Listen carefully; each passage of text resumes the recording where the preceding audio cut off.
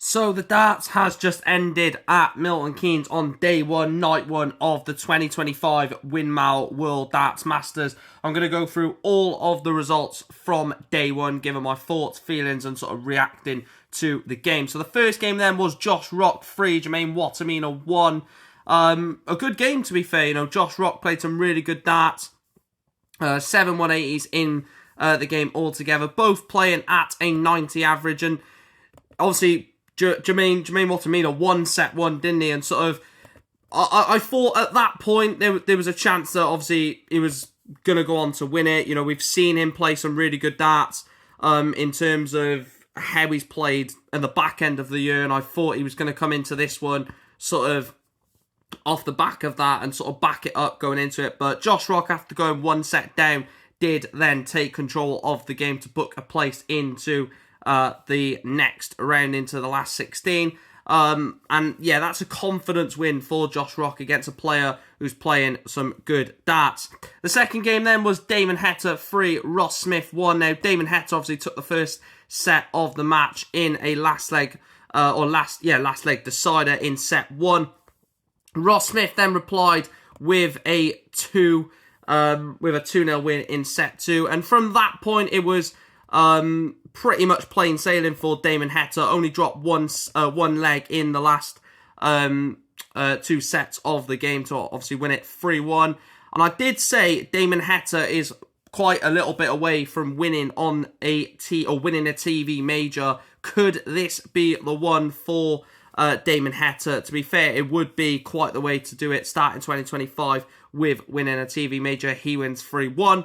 The next game then, Rob Cross 1, Willie O'Connor 3. What a game of darts this was. Rob Cross, again, he had performances like this last year. 103 average, played some really nice stuff, but unfortunately, he won that first set against O'Connor, and then it sort of all went from there. He lost throw in set 2, the first leg. O'Connor stole the darts.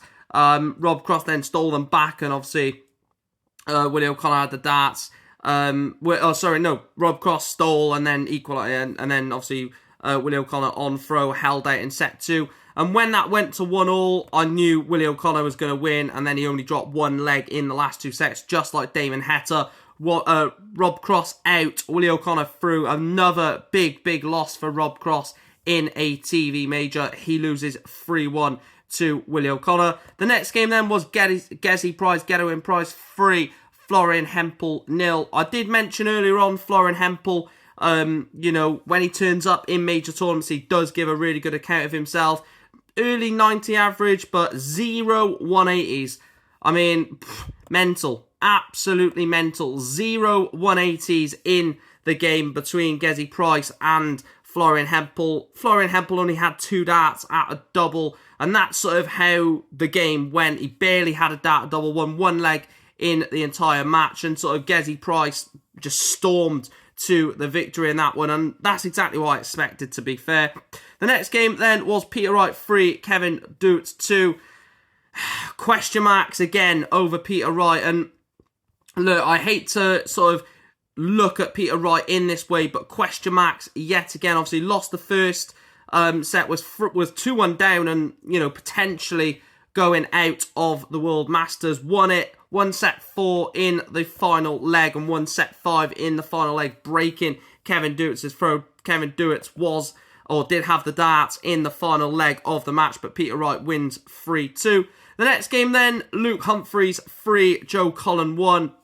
I mentioned Joe Cullen in my preview and sort of in my predictions ahead of night 1. I just don't see where the form is going to come from. Luke Humphries very rarely, has easy games. I think that was a bit of an easy one for him. Wins it by 3-1. And like I said, Joe Cullen, when he went 2-0 down, obviously got that set to make it 2-1, and then Luke Humphries wins it in 2 legs. Couple of 180s in the final leg of that match, and sort of just epitomised the form that Joe Cullen's in, and again just shows that Luke Humphries doesn't need to be flashy, doesn't need to be amazing. He can win games like that, and that's a big win. The penultimate game, Stephen Bunting 3, Willie Borland 2. Some really good scoring from both. Borland hitting a 170 in one of the matches, but The last leg of the match, Stephen Bunting took out the finish, obviously, to win the match, but Willie Borland did have 60 left, didn't he? You know, and there was a chance after leaving 60 that he was going to take it, and obviously Stephen Bunting took it on 65, I believe it was. I can't quite remember, but again, we know that Stephen Bunting can win them games. Look, I think he was 2-0 down, wasn't he, Stephen Bunting, and found a way to beat Willie Borland. And you're sort of, yes, he's got the high scoring, but again, just like Luke Humphries, he has got that grit and desire that will win him a lot of games in this season. And then the final game, Danny Noppert 3, Michael Smith 1. Again, a decent performance from Michael, you know, 97 average, played quite well. But again, Danny Noppert on the outer ring, sort of the consistency that Danny Noppert was playing at on that outer ring sort of forced Michael Smith into taking big shots, and he just couldn't do that. And then Danny Noppert won it in the end, 3-1.